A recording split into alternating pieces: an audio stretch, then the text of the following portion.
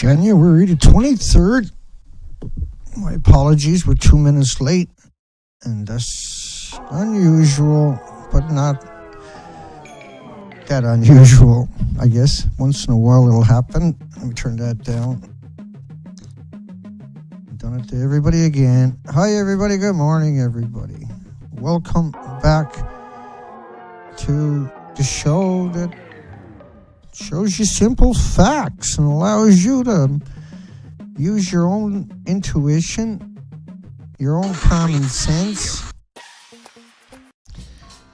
and come to the conclusion that you should have come to originally when the topic was first introduced to you. And so if you're lied about a subject for your whole life, and your parents' life, and your grandparents, then it's not a big surprise that you're not aware. What we're going to talk about today is really shocking. This story is absolutely 100% unbelievably shocking. And I'm Dana Durnford, the nuclearproctologist.org. We traveled around this coastline. What are you doing? Exploring the coastline, documenting species count, insects, and everything else to do. But we're documenting more so than anything else now Fukushima's reactors. And those reactors were 190 foot high, and they're completely destroyed. And so the story we're going to share with you tonight, that's Unit 4, that's Unit 4, that's Unit 4. And the reactor cores are in the center. That's the reactor core. It's in the center of the building. At the top of the building is the fuel pool. The black is the representation. That's the fuel pool. That's the fuel pool.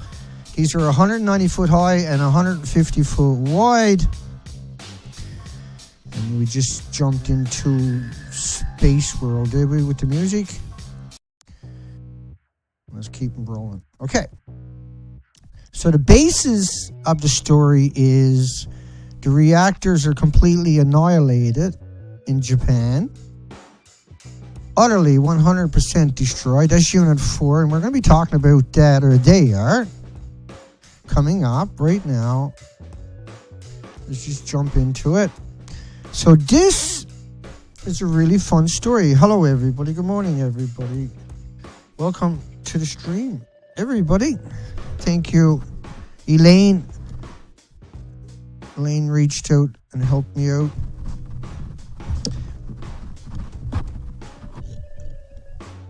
Got a big issue I got. Thank you, Elaine. Nam Thurston, Stacy, CJ, Neil, Jill, aloha. Good morning, everybody. Let's keep rolling. So this video, now, Aleksey, you're looking at right there now. He challenged me, and I accept his challenge. Almost all you can see on nationwide television is politics, occasionally interrupted by different kinds of breaking news. Meanwhile, issues almost never reported on are brewing in all parts of the United States. In the past 18 months alone, a number of nuclear facilities This is Simone. spanning the country have experienced different breakdowns, from minor to alarming, even life-threatening. Nearly all of these have escaped the media's attention. Okay, now what they're going to do, they're going to build a story where Chernobyl was worse than Fukushima, and then they're going to try to flip everything over to America. Got lots of problems, but we're not going to cover all of that. We're going to jump through different videos, but we want to lay out the story. I'm Simone Del Rosario. And I'm Aleksey Yaroshevsky. In our show today, we will try to fill that gap. We will take a look at the past, the present, and the future of nuclear America. Okay, so they're going to fill the gap And then they're going to make some incredible... And we all remember those dropped on Hiroshima and Nagasaki by the United States, the only use of nuclear weapons today. Look at his hands where he's doing this. He's making a heart. You physically gotta... It's really hard to stand there and do it. Just stand there and try to do what he's doing for as long as he's doing it. And notice how long he's able to hold his hands in that perfect position. This was, of course, a man-made military attack. But on more than one occasion, right? in peaceful times, that's not an accident. nuclear technology he's thinking about it as he's doing it. It's a... Keep going anyway. It's a psychological thing. Threatened our existence. Not that that matters, but it does to me. Rapolo looks at the biggest technological nuclear disasters in history. The biggest nuclear disasters in history. Now, it's not so much them as it's the editors and the program managers and the people that are responsible for RT that let them get away with all this. In Washington, Manuel Rapolo, RT. Okay, that's him. Around the world, there have been dozens of recorded accidents and mishaps involving nuclear power plants, none of which, however, compare to the scale of the Chernobyl meltdown in Ukraine. Nothing that compares to the scale. Okay. Just the word Chernobyl, in many ways, has become a euphemism for nuclear disaster. Yeah, because Chernobyl happened 30 years ago, Fukushima happened 6. So Chernobyl's got 25 years on Fukushima, so it's going to be more well known. Chernobyl is, without question, the worst nuclear disaster in world history. No, see? And so now we got a disagreement. Now we got a disagreement, yeah? Okay, let's keep going. The meltdown served as a catalyst for innovation and investment in nuclear safety, but by no means has this prevented other nuclear accidents from occurring. The most recent and most widely reported event was the Fukushima Daiichi nuclear disaster. An earthquake and subsequent tsunami off the coast of Japan on March 11, 2011, damaged critical equipment at the Fukushima 1 power plant, triggering 3 separate nuclear meltdowns. 3 separate nuclear meltdowns, but yet he just told us that Chernobyl was the worst. But you got 3 separate nuclear meltdowns. That's his words. Keep going. A great deal of radioactive material leaked into the Pacific Ocean. Pacific Ocean, he picked up 30 million bags. Just to remind anybody who's joining the stream, the buildings are 190 foot high like the building behind me. They're completely destroyed. They lost their entire inventory all over the planet, not just the Pacific, but we've done expeditions on the Pacific. And keep going. We're almost to the next stage. Fears of a disaster that could spread far beyond the borders of Japan. Along with Chernobyl, the Fukushima disaster is the only other meltdown to receive a level 7 classification.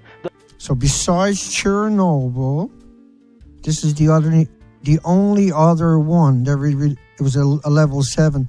Well, the SL1 was a level 7. 3 Mile Island was a level 7, but they hit it. The highest score on the internet. Right, all the pets died for 50 miles out.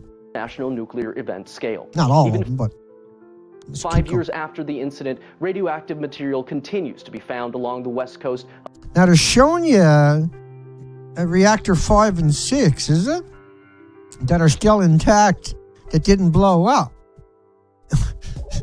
Right? Instead of showing you the blown up buildings, right? Instead of showing you the destroyed reactor 3, right? They chose to mislead you and show you those. Okay, let's keep going. Don't matter. Okay. To that end, the U.S. is no stranger to nuclear energy accidents either. On March 28, 1979, the Unit 2 reactor at the 3 Mile Island nuclear power plant near Middletown, Pennsylvania, suffered a partial meltdown, a technical failure involving proper water flow to cool down the nuclear fuel in the plant caused a core meltdown. Unlike Chernobyl or Fukushima, however, the containment structure of the power plant remained intact. Right, so that's an outrageous lie. That's an unbelievable, outrageous lie. And so people might buy a home there taking his advice. If I give you a poison pill, you die 20 years later, am I guilty? Preventing a catastrophic spill of radioactive material. No, it was spilled out. Then he evaporated millions of gallons of highly radiated water over the next couple of years period. And it was Lake Barrett and Arnie Gunnarsson were sending people in there for 2 or 3 minutes, and they would die within a year or something. Yeah, they're killers, man.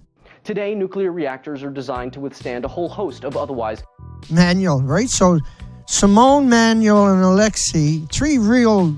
and their producers and editors are real fucking scumbags. These are real scumbags, and you'll see why. Unforeseeable accidents. For example, nuclear sites in the United States are designed to hold up against the impact of a large commercial jetliner. Oh, shut the fuck up.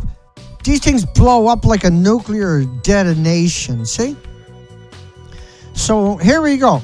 This is under their video. I said, so you're claiming a single reactor in Chernobyl with 1/3 the size and a 30% meltdown using graphite, which is totally different than the fuel rods they were using.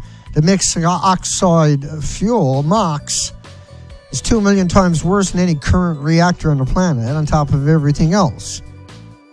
Okay, but don't worry about that part.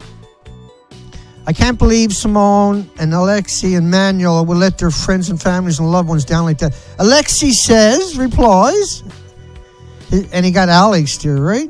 Wait, so you have scientific proof that Fukushima is worse than Chernobyl?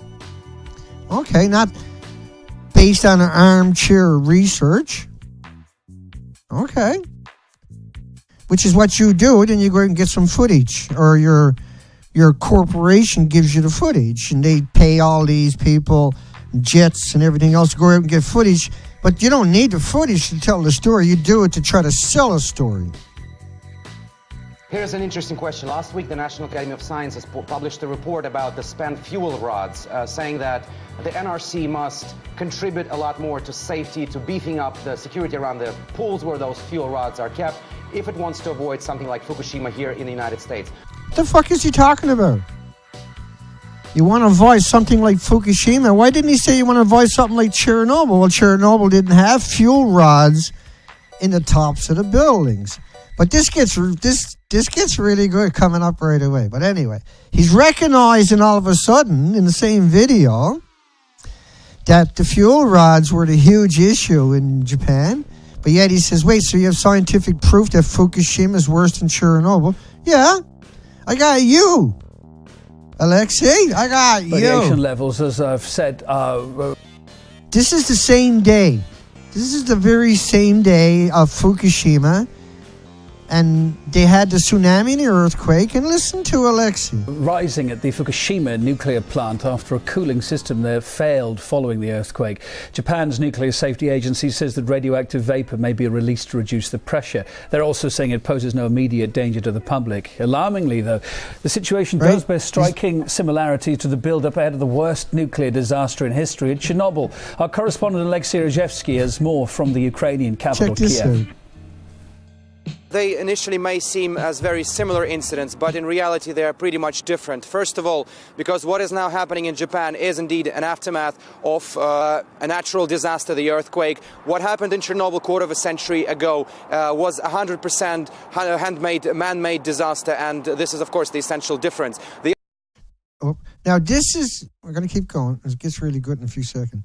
Now this was the same day as Fukushima happened. The first detonation. In reality, they are pretty much different. First of all, because what is now happening in Japan is indeed an aftermath of a natural disaster, the earthquake. What happened in Chernobyl a quarter of a century ago was 100% handmade, man-made disaster, and this is, of course, the essential difference. The other difference is the fact that the reactor in Japan is 100 times more powerful than the one in Chernobyl, and in fact, the two 100 times more powerful than the one in Chernobyl. And he's asking me, does I have scientific proof that Fukushima is worse than Chernobyl?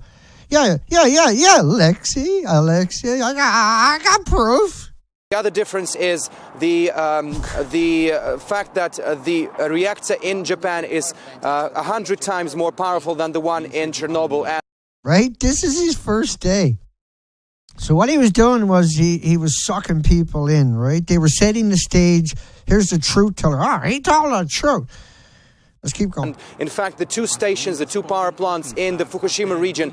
Now he's showing you the other plants haven't detonated yet. There's just one, unit one, I guess. Produced the world's biggest joint amount of energy. And this means, of course, that this reactor, which is under threat now, is far more powerful than the one in the fourth block of the Chernobyl nuclear power station, which exploded 25 years ago. That's the one in Fukushima. It's 100 times worse than Chernobyl. That's just one of them. But the problem is there's more than one power plant in Japan that melted down, right? There was Unit 4 also. See? That melted down. Think about these buildings. The fuel pool is the reds, and the center of the building is the reactor cores. So the reactor cores are gone, and the fuel pools, which is 5 reactor cores, are gone. Right? This is why Aleksey was rolled out to be Mr. Because you got to realize how many people reported on this story that day. He was lost in the shuffle in one way, but he got a bit of a following because he was... Also, one of the differences is that the security system in Japan at the power station is promising that should any nuclear incident occur at the station, a certain dome will cover the nuclear power station, preventing any leaks into the atmosphere, something which is, of course, missing in the Soviet era at the Chernobyl station. So the dome he's talking about is up there, and that oh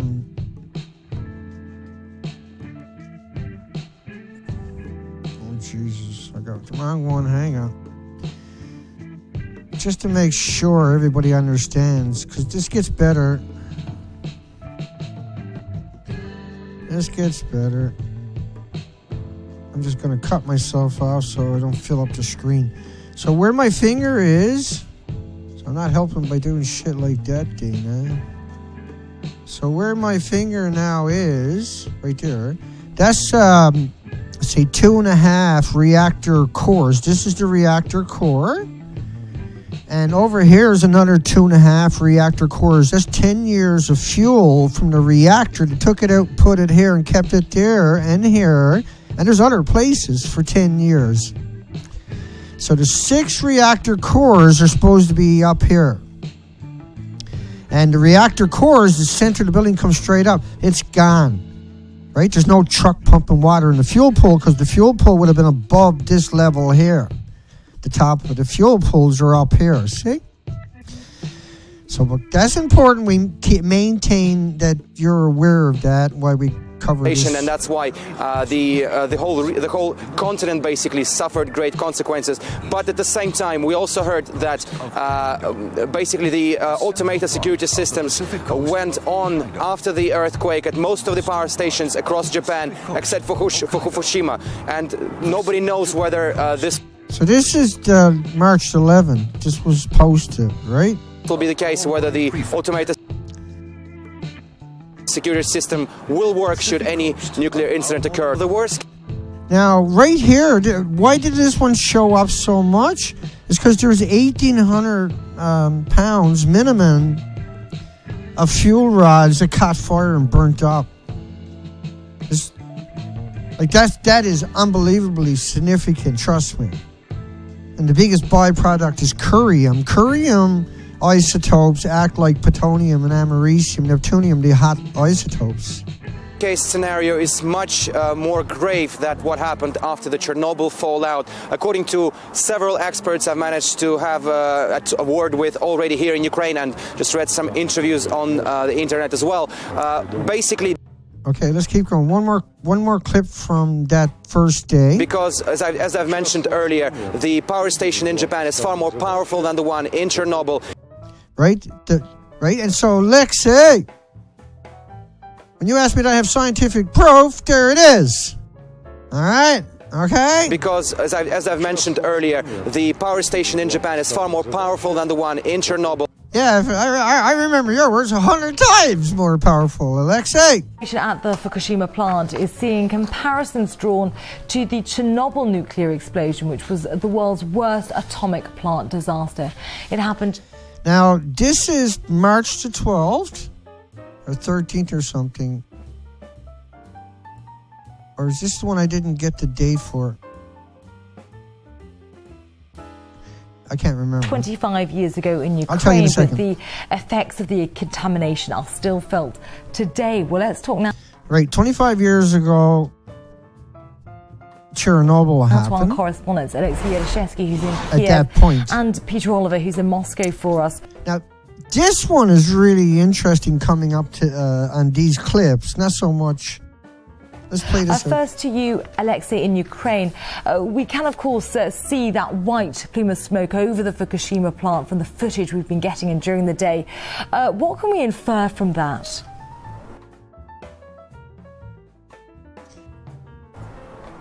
Well, it is really hard to judge yet what this white smoke was caused by, but definitely it reminds us of what happened 25 years ago, quarter of a century, in the Ukrainian town of Chernobyl. Back then, of course, it was the USSR. Now it's part of sovereign Ukraine. So much bigger than the one that happened in Chernobyl, was it?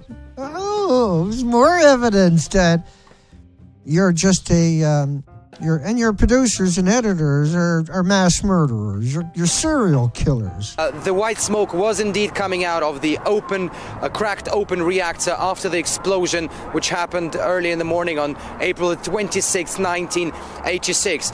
Indeed, the accident which is now taking place in Japan, it looks like just like the Chernobyl accident. Oh, looks just like the Chernobyl accident. Hey, wow. Well, Aleksey, there are fears, of course, of a nuclear meltdown at the Fukushima plant. Can you explain what that means? So obviously, as we've been hearing from the Japanese authorities right now, the reactor stays intact. It's not been damaged, according to the authorities. Right, but we know it was completely destroyed. So do you, but let's keep going because we can prove this. And we hopefully think that such contamination as it happened 25 years ago in Chernobyl would be avoided this time. But of course, we'll have to wait and see what happens next with all this developing story. Indeed. Okay. Now she interviews the other guy, and he talks about how they evacuated, Russia did, islands north.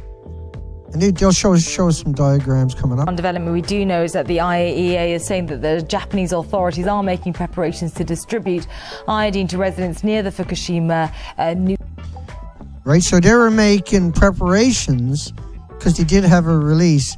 But as we come into this, let me turn that down. Keep going. Nuclear power plant. Peter, let's cross back to you now, right here in Moscow. Russia's Far East, well, it lies just a few dozen kilometres over the sea from northern Japan. So what? Right, so all the way to the north end of Japan, there's Russia across the sea. What measures are being taken there, and how worried are people? What measures are being taken there? Well, that's right, Russia. Right, so why would you take measures in Russia if there's no releases? Russia's territory lies very, very close to Japan and very close to, of course, to where this nuclear disaster has... No, it's not. It's hundreds of miles. It's a lot further than Tokyo. ...taken place. Now, Tokyo's in the opposite direction, but it's a lot further than Tokyo's direction. Or Tokyo's too, a couple of hundred miles. Now, we've seen a partial evacuation of the Kuril Islands. We've seen a partial evacuation of the islands, Russia's islands. There's also high alert status in Sakhalin. High alert status. It's on its way, man. Everybody into your shelters. Because that's what was happening.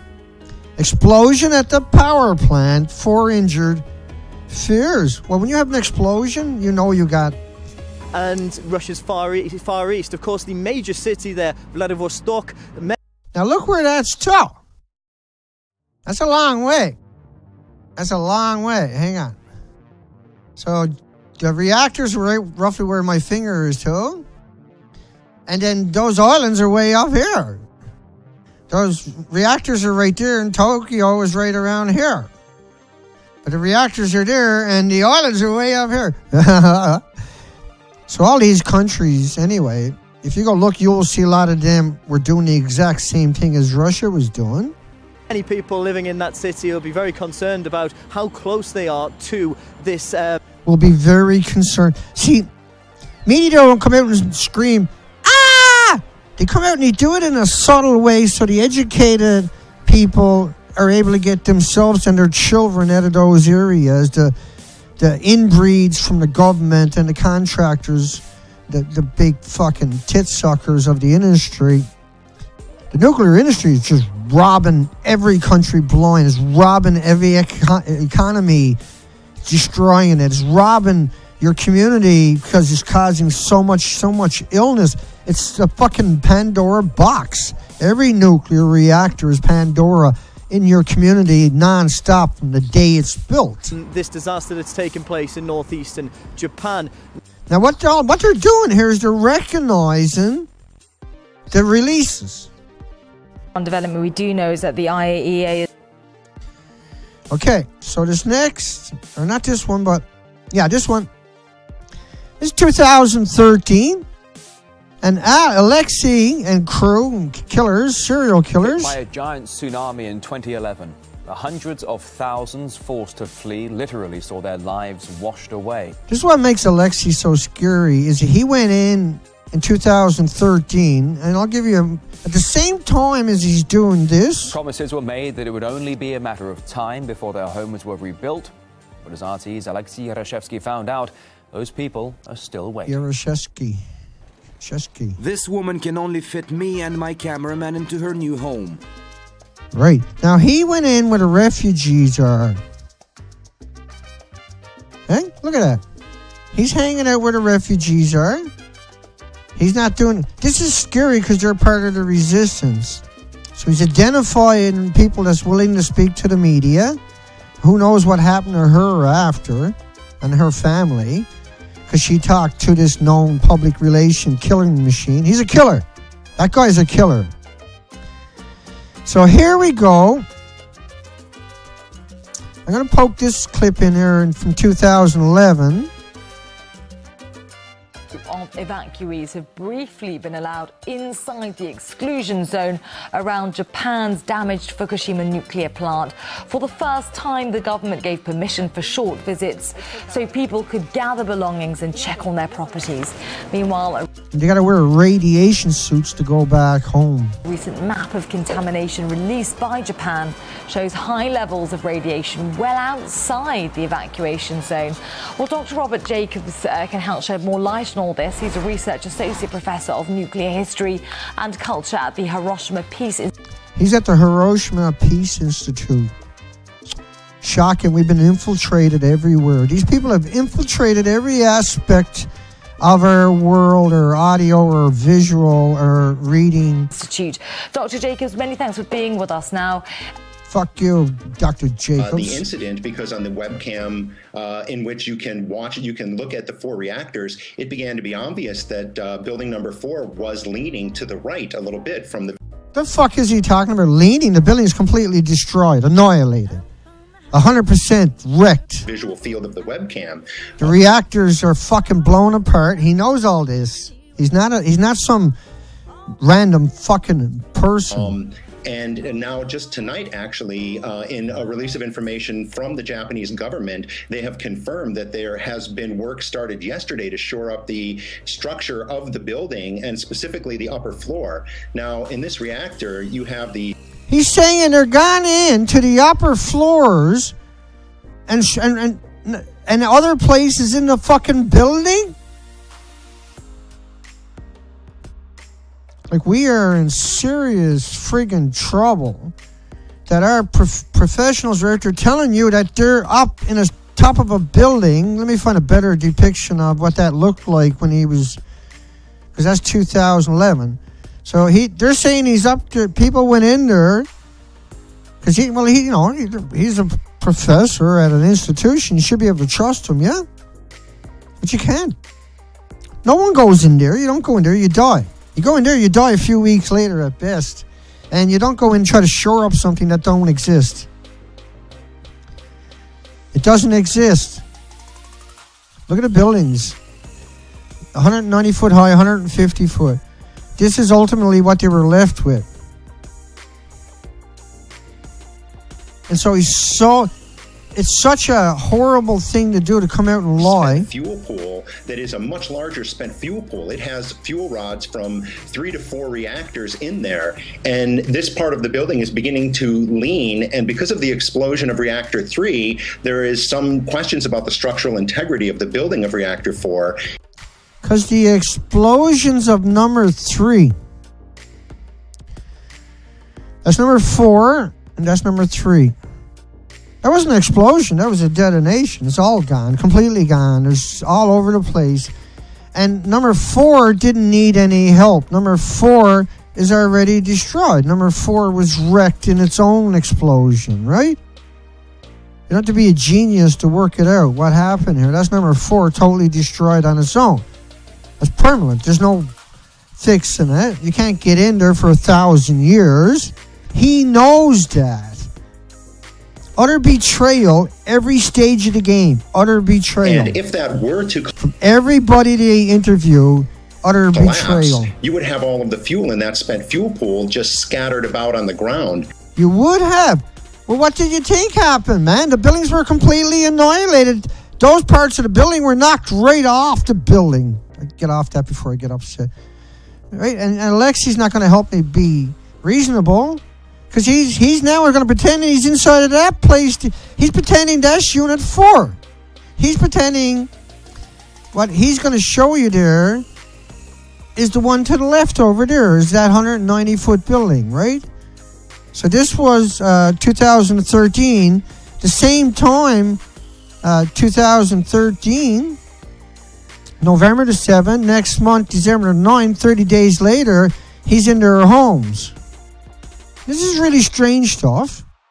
Now, the country is bracing itself for the most dangerous operation at the Fukushima nuclear plant since it was crippled by a quake and tsunami in March 2011. The company running the facility plans to move radioactive fuel rods to safe storage. RT's Aleksey Yaroshevsky joins us now live from Japan.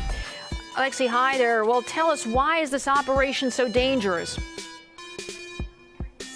You love this one. You know, usually this operation is not so difficult. It happens at nuclear stations, more than 400 of them on everyday basis across the world. But of course, in Fukushima case, this is something unique and very risky. Now, the fuel rods are extracted from pools using automated cranes at most of the stations.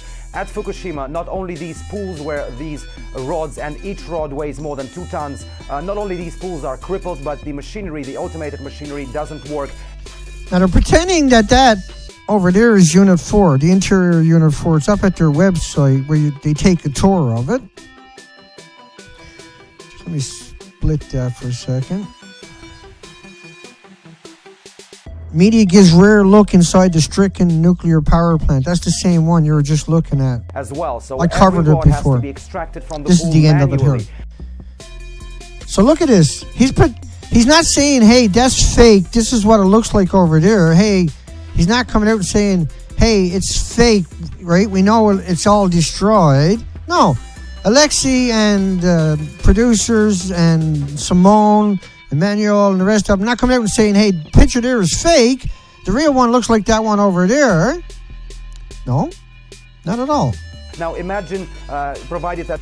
Look how nice and pretty and beautiful and fake the building actually is. This is murder. That's murder. What they're doing? This is murder. This is serial killers at work. May cause a nuclear chain reaction. For a paycheck. They're doing this to get a paycheck.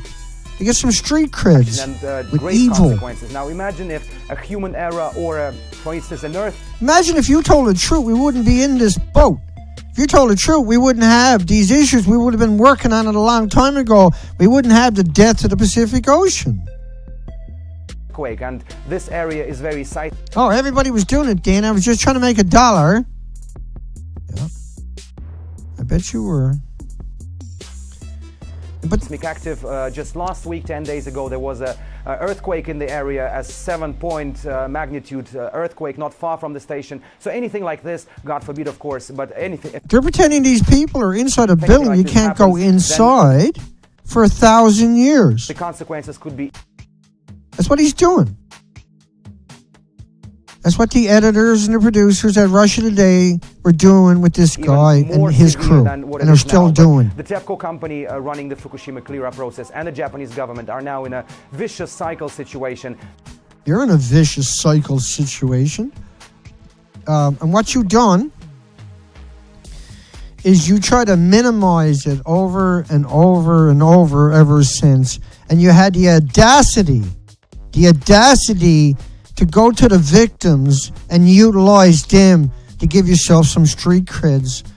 The absolute arrogance, that pompous arrogance, that's hubris. I'm sure it's from your editors, your producers, and the people you work with. But you're at the top of this because you're the actual willing to be evil. You're willing to go the extra. And as for your comment, wait, so you have scientific proof, not based upon armchair research? Before I call it a show, let's be very clear. I do.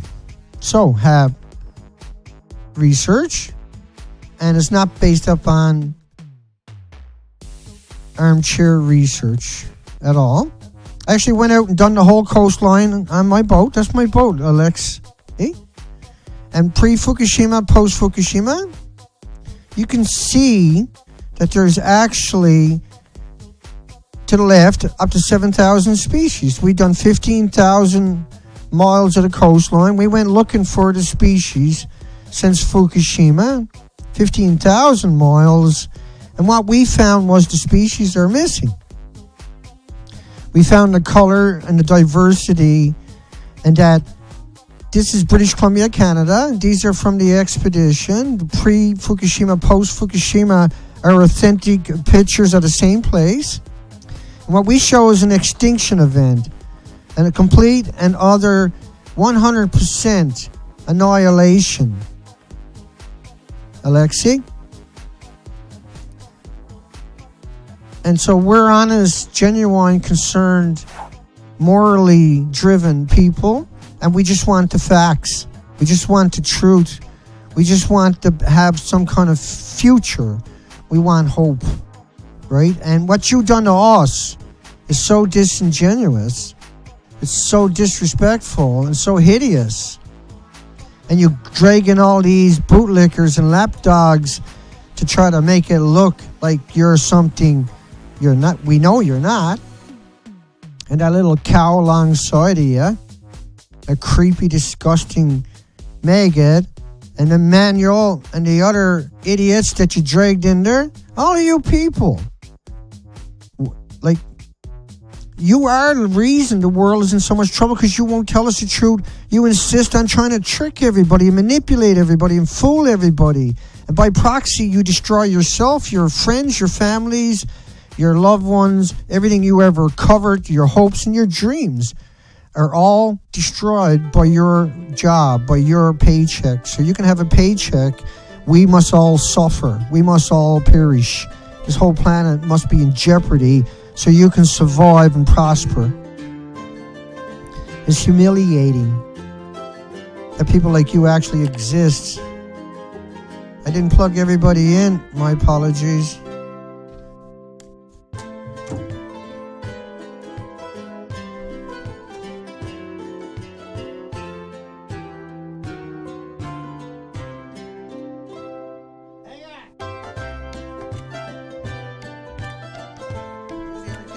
Seconds to plug it in. Today it takes a bit longer. That's the way it works, right? And so that is the way it works. Just a quick come in and say, hugs for everybody. Stacy, Mr. Grim V got in trouble. Radical, thank you, Shani. Dalamine, Amthirst, I'm your author, CJ. And remember, folks, Elaine got a tough job. She'll never get the thanks she deserves. Spiral Mine. Hi, Radical. Radical's got a book out there for anybody that's looking for more material at a slower pace. You can go read her book. Get it online. Go see her at the Radical Home Goddess. She's a blogger. oomph.